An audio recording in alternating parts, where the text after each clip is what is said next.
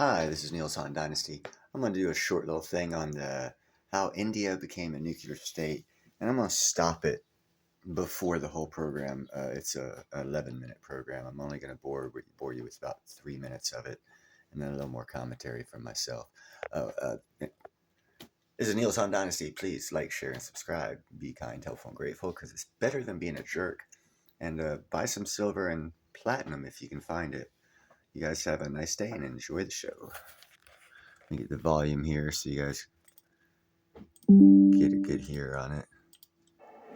It was May 11, 1998, like any other summer day in New Delhi. But late in the afternoon, there was some activity. Word spread that the Prime Minister had called a press conference, and no one knew why. Journalists gathered at the Prime Minister's residence on Racecourse Road. Atal Bihari Vajpayee was the Prime Minister then. He walked out to an expectant and curious crowd. And then he literally dropped a bomb. Today, at 15:45 hours, India conducted 3 underground nuclear tests in the Pokhran Lake. I warmly congratulate the scientists and engineers who have carried out these successful tests. Over the next 2 days, 2 more bombs would be tested. So 5 of them in 3 days. All of a sudden, India had entered an elite club. It was now a nuclear armed state. The whole country was rejoicing, but in the West, the feeling was different. US President Bill Clinton was livid with his intelligence agency. How had they failed to monitor the tests in India? To give the White House a heads up. The answer lies deep inside the deserts of Rajasthan.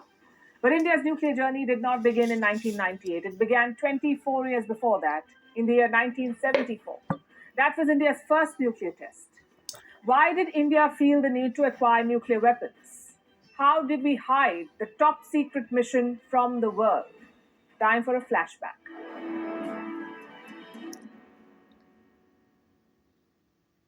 You may not remember stories, but you do remember characters.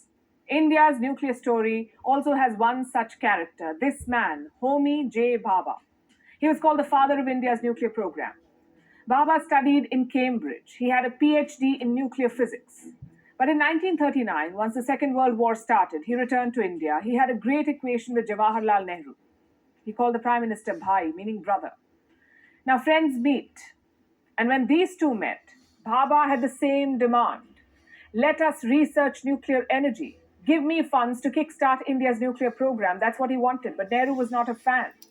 He had this whole peaceful image going. So he wanted nothing to do with nuclear power. But in 1954, he relented. The Department of Atomic Energy was founded.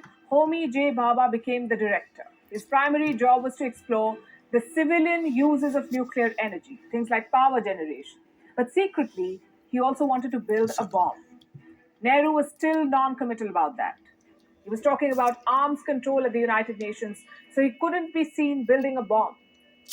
Yet the times were about to change. The same year, in 1954, India got a nuclear reactor.